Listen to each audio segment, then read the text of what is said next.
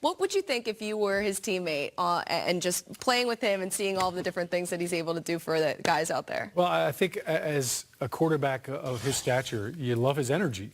And I love the fact that he's out there running around. He still loves to compete.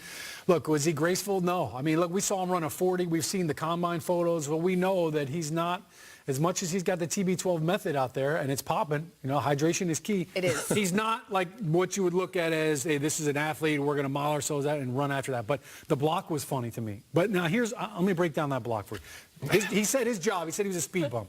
His job was just to get in the way and just slow him down, which he did a perfect job of. But what happened to him is because he's all about pliability, right? He wore a T-shirt the other day. It said pliability. Yep. He's all about, I want my arm to be elastic like a rubber band. Everything to be, moving. When it comes to blocking, you don't want to be pliable. You want to be a hammer. You want to be like a stone. And that's clearly what. Sometimes you're the hammer. Sometimes you're the nail. Sometimes you're the hammer. Sometimes you're the nail. But he doesn't have to do that very often. He was a rubber hammer. So pliability for you as a center, yeah, as an offensive lineman. Wise. Well, I mean, for your lower extremity, you want to be pliable because people are always falling into your legs. You know, like running back sometimes when they miss a cut block on a linebacker in the A-gap. That never happened. But you want to have pliability on all these other positions, but not when you're trying to make a block. But then, him running, I mean, it did look like he was running in sand. A little bit. The man's 41 years old. But how bad is it for Bills fans that Tom Brady ran for a first down on third and 8? I know, something he hasn't done in a long time. He had a few really You're clutch watching on film, you're like, wow. third down conversions. That just happened? I know, yeah. Speaking of clutch, we got Ian Rappaport with us. He's always clutch, but especially today with the trade deadline looming at 4 p.m. So we bring him in. Ian, lot to talk about today. Let's start with one of the biggest wide receiver names, though, that's floating out there, Demaryius Thomas. Are you hearing anything new about him?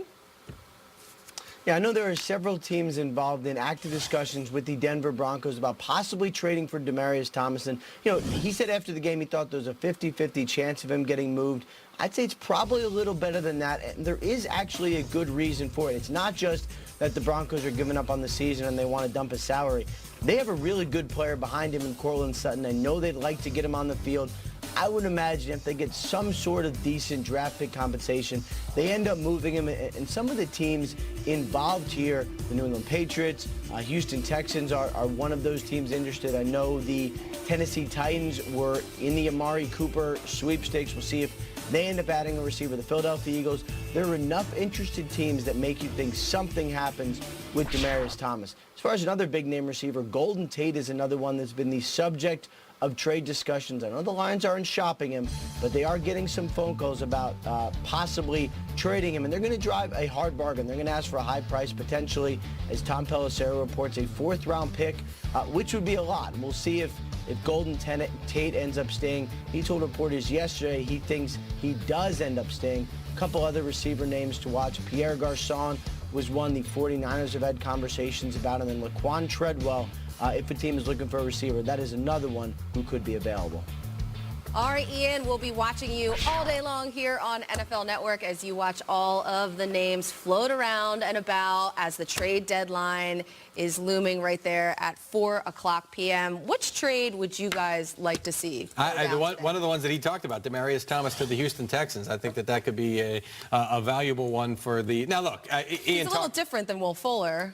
He is different. No, you're not going to find a guy who's going to be the substitute for Will Fuller, because if he was, the current team would not be. Jackson, yeah. The current team would not be trading him. There's salary. There's always other factors involved here, but I think Thomas still has a little bit of something. Now, Ian talked about Courtland Sutton. They want to get him more reps or whatever.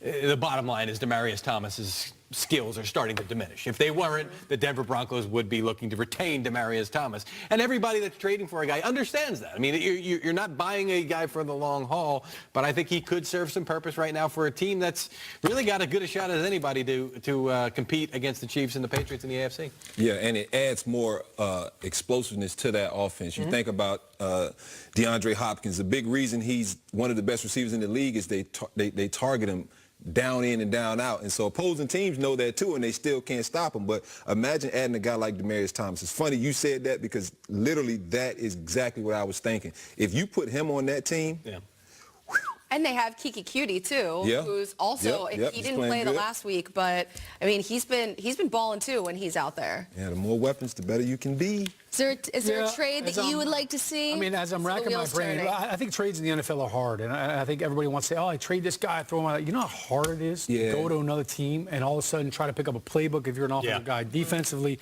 you're trying to find a way to fit in. It's so hard. That's why you don't see it so much. Basketball, baseball, I get that, but there's a guy out there that I think still got some good football on him if he could stay healthy. Sam Bradford. I mean, you're down in Arizona. I mean, he's obviously not going to get much playing time unless something happens to Josh Rosen down there, but. I think Sam Bradford, he could help some teams out. He's very accurate when he's healthy. Now, he's got to stay healthy, but he could maybe help somebody out. And I think we've got, a couple teams that, look, they've got some question marks at quarterback. We talked about Jacksonville, possibly need something, but he's not going to, you could probably get him and not have to commit something too far in the future. Who knows? Maybe he comes in and helps you out and helps you win a football game later on down the stretch. Yeah, and another guy I'm gonna say, I'm being a homer a little bit, Tyrod Taylor. Yeah. He's in Cleveland. Me too. Right now, it's kind of a bad situation because they need that veteran presence in that locker room and in that quarterback room, especially having fired their offensive coordinator and head coach. So he's probably that stabling force for Baker Mayfield right now. But, man, if they had kept one of them coaches, I would have loved to see him go down to Jacksonville and just see what would have happened, man, because Jacksonville is literally a quarterback away, and we all said it all offseason. And a healthy running back. And they, well, yeah, but Bring him back. He'll be healthy. But for them to go all in and, give Blake an extension blew my mind. Literally blew my mind. And now they're in the situation they're in. I know we hear that extension and, oh, man, they bought it. Yeah, I don't know what the money looks like. It's nothing that's going to. So it was one of those Donovan McNabb deals that we did in Washington years back where we still cut him. You can, yeah, I don't remember Okay. the specifics of that deal offhand, but it was not going to be anything that was going to tie them a lot. There's a little bit of a guarantee. Just next false year. perception. I'll get it to you before the end of Real quick, what's the deal with RG3? Pretty much just hanging out down there in Baltimore. You would think that he would be a perfect candidate for them to trade because they have Lamar Jackson, right? He played well in the preseason. It's just so tough for a quarterback to come in. If you're at the point now where you need a quarterback to save your season, Right. trading It's for probably one not. right now, Your season is not gonna be it's saved, more probably. Jimmy Garoppolo. You're making the deal. Patriots are getting some value. Boom, you're the team that gets to sign him to an extension going forward. Now you've got your franchise quarterback. That's the kind of in-season quarterback move that you're going to make. It's just interesting that the Ravens are carrying 3 quarterbacks still. Just saying. Little flag there for me. Okay, here we got some great...